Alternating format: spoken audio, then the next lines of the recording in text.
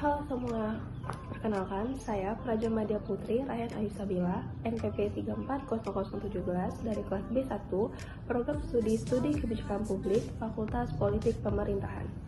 Pada kesempatan kali ini, saya akan menganalisis suatu kasus yang berkaitan dengan pejabat di lingkungan pemerintahan di Indonesia, yaitu Rafael Alun Trisambodo.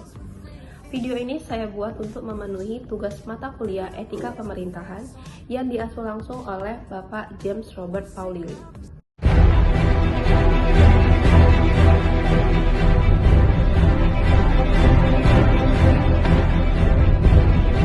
Karena jika seorang pejabat yang harusnya menjaga uang negara justru hidup dalam kemewahan yang tak bisa dijelaskan? Bagaimana jika kepercayaan publik yang menjadi fondasi negara runtuh hanya karena satu kasus? Kasus Rafael Alun Trisambodo bukan sekedar skandal pribadi. Ini adalah cermin retaknya etika dalam birokrasi. Sebuah peringatan bahwa kekuasaan tanpa integritas adalah ancaman bagi keadilan. Kasus ini mencuat setelah anaknya Mario Dandi Satrio terlibat dalam kasus penganiayaan yang viral di media sosial. Peristiwa tersebut memicu perhatian publik terhadap gaya hidup keluarga Rafael yang terlihat sangat mewah. Dari situ, muncul pertanyaan mengenai kesesuaian antara gaya hidup dan penghasilan sebagai pejabat negara. Penelusuran lebih lanjut oleh Komisi Pemberantasan Korupsi menemukan adanya indikasi ketidaksesuaian dalam laporan harta kekayaan serta dugaan gratifikasi dan pencucian uang. Kasus ini kemudian berkembang menjadi persoalan yang lebih luas karena menyangkut integritas pejabat di lingkungan Direktorat Jenderal Pajak. Dalam konteks pemerintahan, akuntabilitas berarti kewajiban pejabat publik untuk mempertanggungjawabkan tindakan dan kekayaannya kepada masyarakat. Sementara transparansi menuntut adanya keterbukaan informasi yang jujur dan dapat diakses. Sekarang kita masuk ke inti pertama, akuntabilitas dan transparansi. Sederhananya, akuntabilitas dari buluh bisa mempertanggungjawabkan. Transparansi egal terbuka dan jujur. Ketika terdapat aset yang tidak dilaporkan, maka transparansi menjadi tidak utuh. Akibatnya akuntabilitas juga kehilangan maknanya karena pertanggungjawaban yang diberikan tidak berdasarkan informasi yang benar. Nah, dalam kasus ini masalahnya bukan dia melapor atau tidak, tapi apakah yang dilaporkan itu jujur? Karena faktanya, ada harta yang tidak masuk laporan. Artinya, transparansi gagal. Otomatis akuntabilitas juga ikut gagal. Masalahnya makin besar karena ini terjadi di Direktorat Jenderal Pajak. Bayangin kontradiksinya. Rakyat diminta jujur bayar pajak, tapi pejabatnya sendiri nggak transparan. Ini bisa bikin orang mikir, ngapain gua taat pajak kalau aparatnya aja kayak gini? Dan disitulah dampak terbesarnya. Kepercayaan publik turun. Lalu, dalam kasus Rafael Alun Trisambodo, terlihat adanya pelanggaran terhadap beberapa nilai dasar ASN, yaitu amanah-amanah berarti jujur, dapat dipercaya dan bertanggung jawab atas jabatan yang diemban. Dalam kasus ini ditemukan adanya ketidaksesuaian antara laporan harta kekayaan dengan kondisi sebenarnya. Artinya, ada aset yang tidak dilaporkan secara jujur. Loyalitas ASN seharusnya ditujukan kepada negara dan kepentingan publik, bukan kepada kepentingan pribadi. Dalam kasus ini, dugaan gratifikasi menunjukkan adanya hubungan antara jabatan dengan keuntungan pribadi. Harmonis nilai ini berkaitan dengan menjaga hubungan baik dan kepercayaan antara pemerintah dan masyarakat. Namun dalam kasus ini muncul ketidakpercayaan publik terhadap institusi pajak. Contohnya, setelah kasus ini mencuat, banyak masyarakat yang mempertanyakan integritas aparat pajak secara umum. Ini menunjukkan bahwa satu kasus bisa merusak hubungan kepercayaan yang lebih luas. Konteks legal dan etis.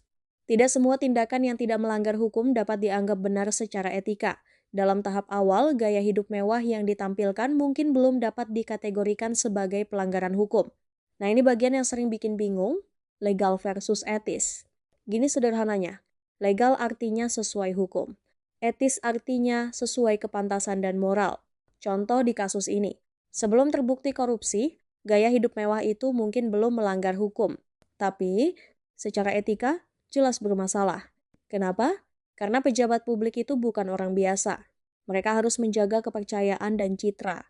Kalau hidup terlalu mewah, publik pasti curiga. Dan di sini poin pentingnya, etika itu lebih sensitif daripada hukum.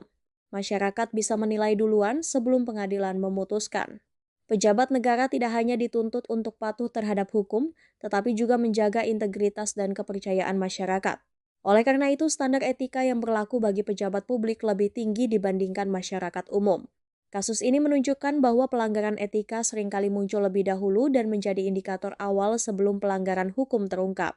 Kasus Rafael Alun Trisambodo juga bisa dianalisis menggunakan beberapa teori etika, yaitu deontologi, utilitarianisme, dan virtue ethics. Yang pertama, deontologi. Teori deontologi menilai tindakan berdasarkan kewajiban dan aturan. Dalam kasus ini, Rafael sebagai pejabat publik memiliki kewajiban untuk jujur, transparan, dan menjaga integritas. Namun, adanya dugaan gratifikasi dan ketidaksesuaian laporan harta menunjukkan bahwa kewajiban tersebut tidak dijalankan dengan baik. Jadi, dari sudut pandang deontologi, tindakan tersebut dianggap tidak etis karena melanggar tugas dan tanggung jawab sebagai pejabat negara. 2. Utilitarianisme. Utilitarianisme menilai suatu tindakan berdasarkan dampaknya terhadap masyarakat. Kasus ini menimbulkan dampak negatif yang besar seperti menurunnya kepercayaan publik terhadap aparat pajak, munculnya citra buruk terhadap ASN, merugikan kekayaan negara yang berimbas kepada masyarakat banyak, dan berkurangnya kepercayaan masyarakat terhadap pemerintah. Karena lebih banyak menimbulkan kerugian dibanding manfaat bagi masyarakat, maka tindakan tersebut dianggap tidak etis menurut utilitarianisme. 3. Virtue ethics etika kebajikan. Virtue ethics menilai etika berdasarkan karakter dan moral seseorang.